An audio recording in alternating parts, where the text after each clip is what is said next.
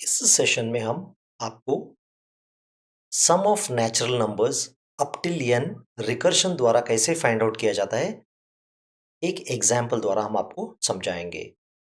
पहले हम programme explain करेंगे, उसके बाद उस प्रोग्राम फ्लो को हम रिकर्शन ट्रेस करेंगे और एक्टिवेशन रिकॉर्ड द्वारा भी हम आपको समझाएंगे ताकि आपका कॉन्सेप्ट बिल्कुल क्लियर हो। तो समझ लीजिए हमें sum of natural numbers up to 5 find out करना है। तो 5 क्या होगा? 5 प्लस 4 प्लस 3 प्लस 2 प्लस 1 होगा। अगर मैं इसे रिकर्शन में प्रॉब्लम कन्वर्ट करूं तो सम ऑफ 5 क्या होगा? 5 plus sum of all numbers 1 to 4 यानी 1 प्लस 2 प्लस 3 प्लस 4 जो होगा उसका रिजल्ट आपको प्लस 5 करोगे तो सम ऑफ 5 मिलेगा। लेकिन हमें प्रॉब्लम क्या है? सम ऑफ 4 हमें पता नहीं है, लेकिन हमें यह पता है कि sum of number still 4 is equal to 4 plus sum of numbers from 1 to 3। तो ये हो गया। लेकिन अभी वापस प्रॉब्लम में आ गए, सम ऑफ 3 तक वैल्यू क्या है हमें पता नहीं है, लेकिन हमें यह पता है sum of 3 is equal to 3 plus sum of number till 2 that least 1 plus 2। Sum of 2 number तक कितना है हमें वो पता नहीं है, लेकिन ये पता है sum of 2 is 2 plus sum of 1 to 1। अब सम ऑफ 1 का वैल्यू क्या है? 1 है। क्योंकि सम ऑफ वैल्यू का वैल्यू 1 है, यहां 2 प्लस 1 होगा, सम ऑफ 2 होगा 3। क्योंकि सम ऑफ 2 पता है, ये रिप्लेस होगा 3 से। 3 प्लस 3 6, सम ऑफ 3 होगा 6। सम ऑफ 3 यहां रिप्लेस होगा 6 से। 6 प्लस 4 10, सम ऑफ 4 हो जाएगा 10। 10 रिप्लेस करेगा इस सम ऑफ 4 को, तब ये होगा 10। 10 प्लस 5, सम ऑफ 5 होगा 15। तो इस तरीके से हम ऊपर से नीचे फैक्टोरियल की तरह ही प्रॉब्लम को तोड़ते जा रहे हैं जब तक हमें सम ऑफ नंबर 1 टू 1 पता ना चले। जब सम ऑफ नंबर 1 पता चल जाएगा तब हम बड़े आसानी से सम ऑफ 1 टू 2 कैलकुलेट कर सकते हैं जो होगा 3। उसी तरह 2 को रिप्लेस करेंगे, 3 को रिप्लेस करेंगे, 4 को रिप्लेस करेंगे और sum of natural numbers from 1 to 5 find out करेंगे। तो अब देखिए यही लॉजिक है, हम 5 को कॉल करेंगे इनिशियल वैल्यू से। n का वैल्यू है 5, 5 इक्वल टू 1 फॉल्स है, तो ए रिटर्न स्टेटमेंट एग्जीक्यूट होते जाएगा जब तक n का वैल्यू 1 ना हो। जब n वैल्यू 1 होगा 1 रिटर्न हो जाएगा, तब से ये रिकर्शन क्लोज होते जाएगा या वाइंड अप होते शुरू करेगा। तो चलिए अभी आप ये रिकर्शन ट्री द्वारा हम आपको समझाएंगे। तो सबसे पहले सम ऑफ 5, मेन में हमने ये कॉल कर दिया सम ऑफ 5। अब अगला स्टेप पे क्या होगा? n का वैल्यू 5 है, 5 इक्वल टू 1 फॉल्स है, तो इस रिटर्न स्टेटमेंट पे आएंगे। रिटर्न स्टेटमेंट क्या होगा? 5 प्लस सम ऑफ 5 माइनस 1 यानी 4 होगा। तो यहां देखिए आप, रिटर्न 5 प्लस सम ऑफ 4। ये स्टेटमेंट का मतलब क्या है? अगर मुझे सम ऑफ 5 फाइंड आउट करना है, मुझे सम ऑफ नंबर्स फ्रॉम 1 टू 4 पता होना चाहिए, यानी 1 प्लस 2 प्लस 3 का प्लस 4 का वैल्यू कितना है वो पता होना चाहिए। लेकिन मुझे अभी पता नहीं है, इसी कारण मैं सम 4 को कॉल कर रहा हूं। जब सम 4 को कॉल कर रहा हूं, n का वैल्यू होगा 4। तो यहां देखिए n का वैल्यू होगा 4। 4 plus sum of 3। Sum of 3 इसलिए चाहिए क्योंकि मुझे 1 प्लस 2 प्लस 3 का वैल्यू अभी पता नहीं है, तो अभी n का वैल्यू होगा 3। तो यहां जब आओगे आप 3 प्लस सम ऑफ 2, क्योंकि n का वैल्यू 3 था, 3 माइनस 1 2 हो गया। क्योंकि सम ऑफ नंबर्स फ्रॉम 1 टू 2 मुझे पता नहीं है, तो मैं अभी सम ऑफ 2 को कॉल करूंगा। जब सम ऑफ 2 को कॉल करूंगा, मुझे पता है सम ऑफ 2 है 2 plus sum of 1। Last step पे सम ऑफ 1 कॉल होगा। सम ऑफ 1 जब कॉल होगा, n का वैल्यू 1 होगा। 1 इक्वल टू 1 ट्रू है, तब 1 रिटर्न होगा। तो 1 रिटर्न होगा, तो 1 रिटर्न जब होगा तो ये सम फंक्शन जो है यहाँ पे 1 रिप्लेस होगा। तो यहाँ आप देख सकते इस फंक्शन के जगह 1 आ गया, क्योंकि मुझे पता चल गया सम ऑफ 1 का वैल्यू है 1। अब ये प्रॉब्लम सॉल्व हो गया मुझे। 2 का सम कितना है? 2 प्लस 1 3। तो सम ऑफ 2 है 3, तो ये अगला स्टेप पे रिप्लेस होगा 3 प्लस 3। अब 3 तक सम कितना है? 6 है, तो सम ऑफ नंबर स्टिल 3 कितना है? 6 है, तो ये रिप्लेस होगा 6 से। ठीक है। अब मुझे पता चल गया सम ऑफ नंबर स्टिल 4 कितना है? 4 प्लस 6 यानी 10 है, तो ये रिप्लेस करूंगा मैं 10 से। तो सम ऑफ नंबर्स टिल 4 है 1 + 2 + 3 + 4 होगा 10। अब मुझे दोनों पता चल गया, 5 + 10 15 हो गया।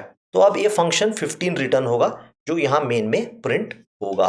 तो ये था एक रिकर्शन ट्रेस, कैसे हम sum of natural numbers find out कर सकते हैं। आपको एक दो चीज वापस ध्यान रखना पड़ेगा। जब तक रिटर्न 1 कैलकुलेट नहीं हुआ है तब तक ये रिटर्न 2 मेमोरी में रहेगा, रिटर्न 3 मेमोरी में रहेगा, रिटर्न 4 मेमोरी में रहेगा, रिटर्न 5 मेमोरी में रहेगा, सम ऑफ 5 भी मेमोरी में रहेगा। जैसा 1 का सम फाइंड आउट होगा तब ये पॉप आउट होगा, ये रिटर्न 1 होगा, 1 का वैल्यू से जो फंक्शन में चल रहा था वो हट जाएगा। जैसे ही 1 का वैल्यू यहाँ सब्स्टिट्यूट होगा, ये रिटर्न एग्जीक्यूट होने के लिए तैयार है, 2 + 1 3 होगा, तो सम 2 हट जाएगा, यहाँ सम 3 हट जाएगा, सम 4 हट जाएगा, सम 5 हट जाएगा, क्योंकि यहाँ पे हमें पूरा रिजल्ट मिल रहा है। ये जब तक ये वैल्यूज हमें कैलकुलेशन में नहीं मिलते तब तक ये फंक्शंस मेमोरी में रहते ही जाएंगे। वो कॉन्सेप्ट आपको जब हम एक्टिवेशन रिकॉर्ड द्वारा इस कॉन्सेप्ट को समझाएंगे तब आपको बड़ी क्लियर होगा। तो पहली चीज ये है, ये सारे फंक्शंस मेमोरी में रहेंगे जब तक इसका नीचे वाला फंक्शन का वैल्यू ना मिलेगा। मतलब जब तक इसका कैलकुलेशन नहीं होगा ये मेमोरी में रहेगा, जब तक इसका कैलकुलेशन कंप्लीट नहीं होगा ये मेमोरी में रहेगा, जब तक इसका कैलकुलेशन नहीं होगा ये सारे पिछले मेमोरी में रहेंगे। तो जब तक ये नहीं होगा ये सारे मेमोरी में ही रहेंगे, सारी फंक्शन के कॉपीज मेमोरी में रहेंगे। जैसे इसका कैलकुलेशन होगा ये हट जाएगा और ये रहेगा केवल मेमोरी में, तो ये भी कैलकुलेट होगा और सभी हट के आपको सम का रिजल्ट मिल जाएगा। चलिए अभी हम एक स्टैक फ्रेम द्वारा इस कॉन्सेप्ट को आपको समझाने की कोशिश करेंगे ताकि आपका कॉन्सेप्ट क्रिस्टल क्लियर हो जाए।